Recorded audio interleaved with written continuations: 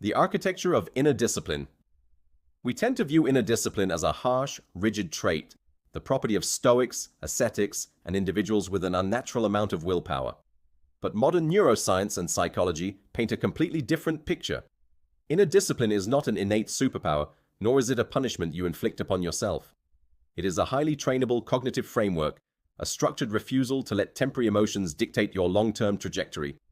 At its core, inner discipline is the ability to navigate cognitive friction, the mental discomfort that occurs when a task requires deep effort and lacks immediate reward.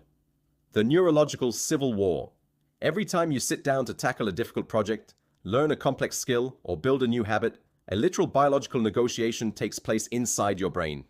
Two primary systems lock into conflict. The limbic system. This is the ancient emotional heart of the brain.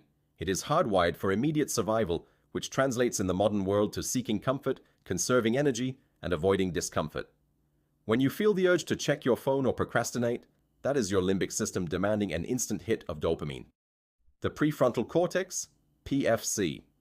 Located right behind your forehead, this is the seat of your rational mind, long-term planning, and impulse control. The PFC understands that temporary discomfort now leads to a massive payoff later. Inner discipline is simply the practice of strengthening the prefrontal cortex so it can consistently override the loud, impatient demands of the limbic system. The procrastination cycle versus the discipline loop. Most people fail to maintain discipline because they rely heavily on motivation. Motivation is an emotion. Like happiness, anger, or sadness, it is fleeting, highly vulnerable to lack of sleep, stress, and environmental distractions. If you only act when you feel motivated, your progress will be as unstable as your moods. Discipline flips this equation entirely by exploiting a psychological phenomenon. Action precedes motivation. When you force yourself to engage in a task for just 10 minutes despite feeling resistance, your brain begins to adapt. As you make progress, your brain releases small amounts of dopamine as a reward for closing loops and solving problems. This neural feedback loop lowers the perceived effort of the task, turning initial friction into fluid momentum. Designing a bulletproof practice. True inner discipline does not rely on white-knuckling your way through sheer willpower. Willpower is a finite resource that depletes throughout the day. Instead, sustainable discipline relies on systems and environmental design. Reduce activation energy. The harder it is to start a task, the less likely you are to do it. If you want to study or create content in the morning, set up your desk, open the exact software you need, and remove all physical barriers the night before. Establish non-negotiable boundaries. Treat your focused time like an appointment with a high-profile client.